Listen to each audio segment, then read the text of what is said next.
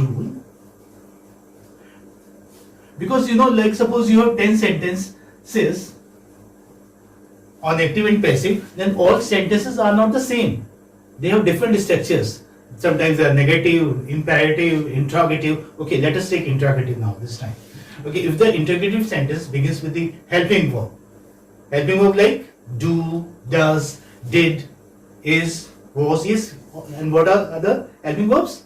Am, be, has, had. Okay, not be is the form of become. Okay, you have do, does, did, is, was, were, are, am, has, have, had.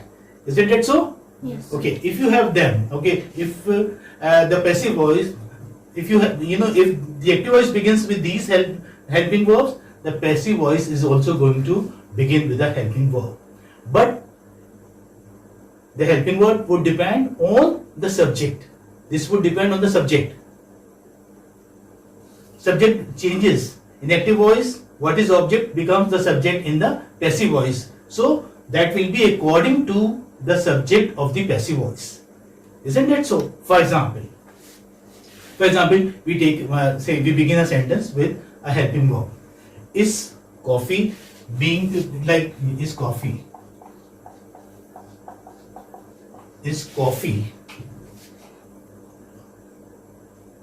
suppose if I think I should write active only, because this will confuse you further. If I write passive and then ask you to make the active of it, okay, I'm writing the passive, I'm writing the active one only. The sentence is, for example, are you preparing coffee?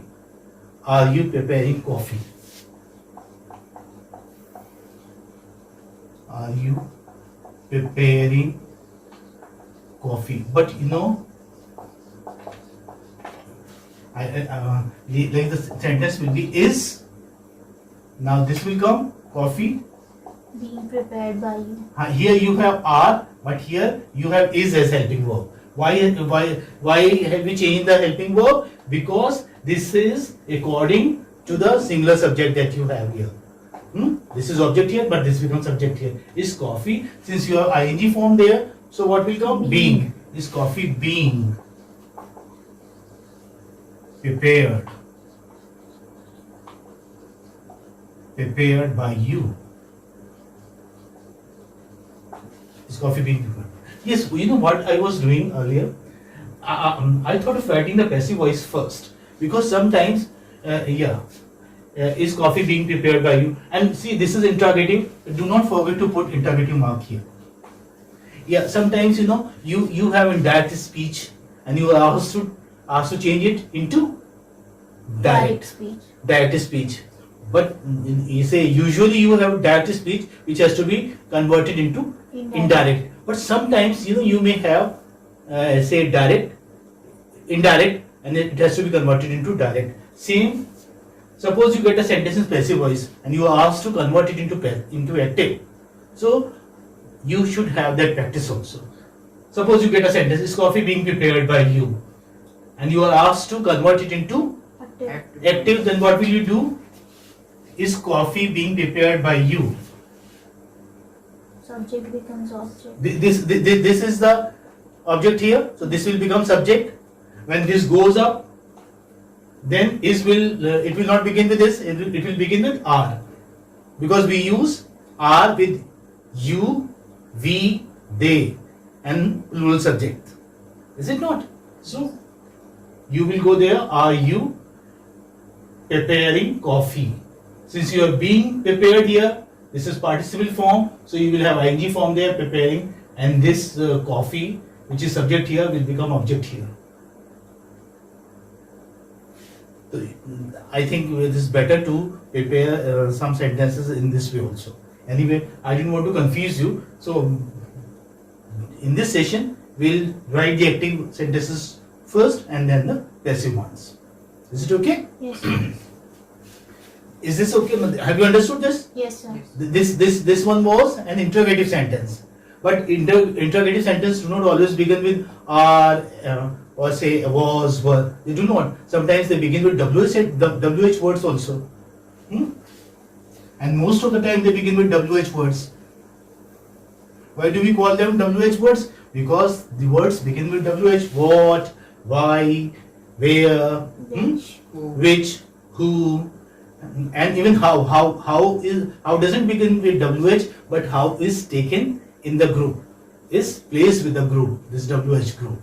Okay, suppose an active voice sentence begins with WH form, then how are you going to change it?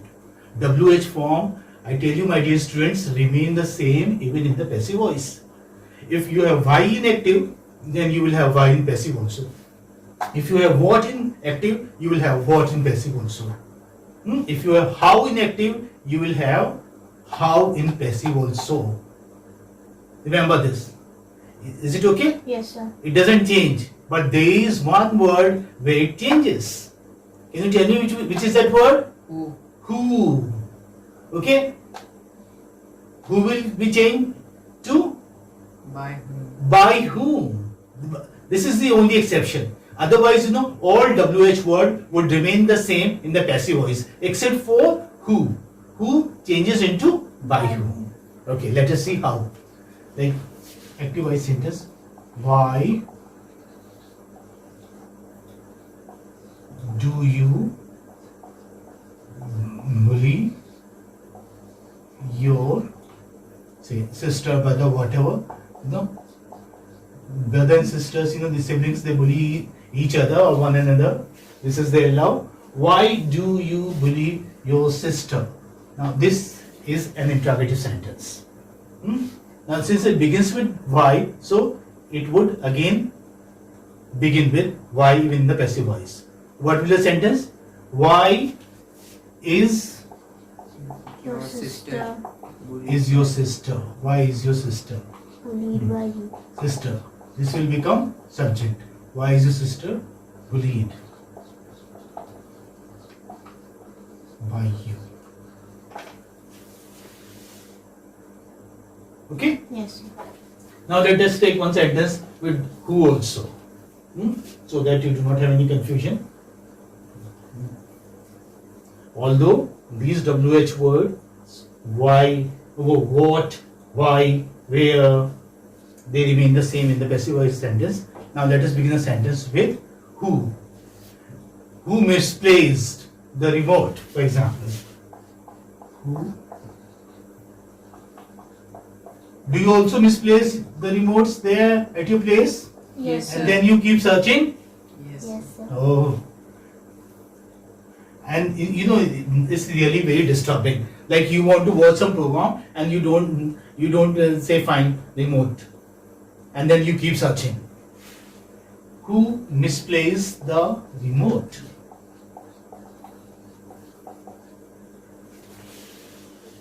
My son is always in the habit of misplacing it somewhere. I don't know what does he do. He would either put it under the cushion or he would hide there, say under the sofa, something like this. Who misplaced the remote? Now this is the sentence. So how will you change it? By whom? By whom? By whom? Now the remote is object there, so it would become subject. By whom the remote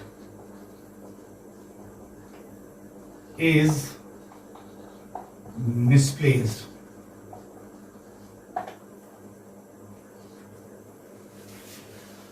Okay, by whom the remote was whom the remote was misplaced. Was. I was thinking about my son. If my son happens to see the video, he would be annoyed with me. Why did you say this then? Well, anyway, is it okay? Yes. Who is changed here?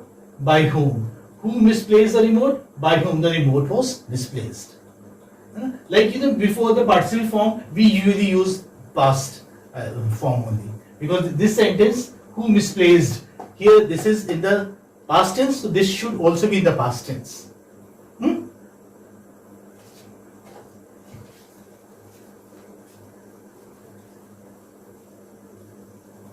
Can you make one sentence also from your side? Okay, I'm making one in active voice. You tell me the passive voice of this sentence. Okay? Like,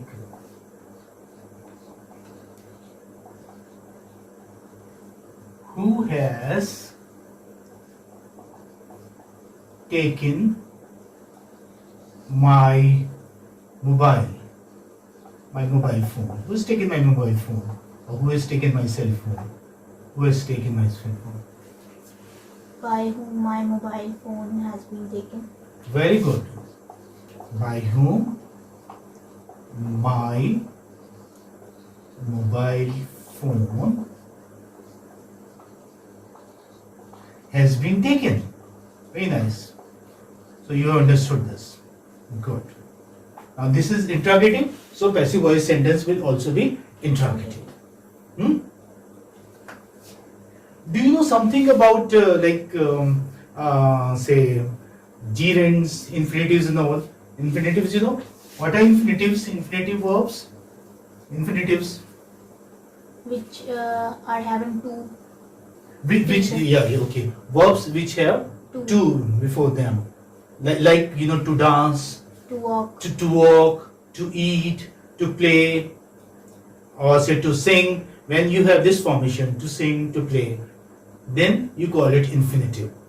Hmm? And what is gerund, by the way? Verbs having ing, which are not verbs, they are used as noun. Very nice, very good, very nice, very good. That's really great.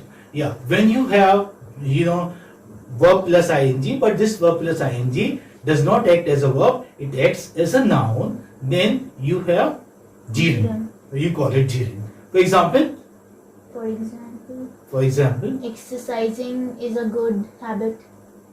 is a good habit, or you may say walking is a good exercise. Hmm.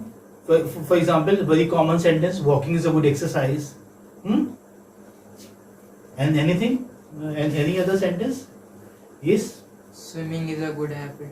Swimming is a good habit, and swimming again is a good exercise. Okay.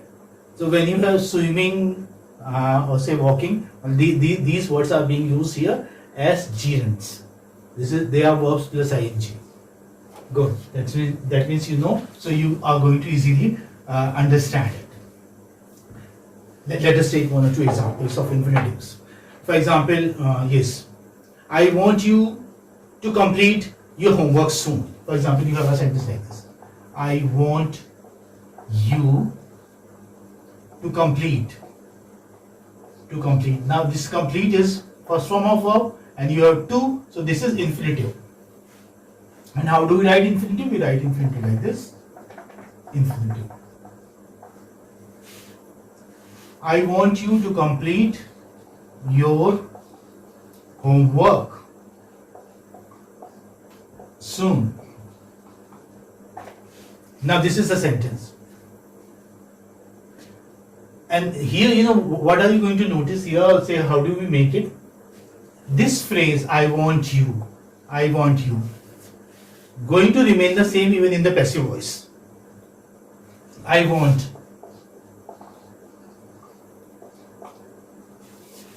Only you will be changed to your in a way, because you will be using this thing.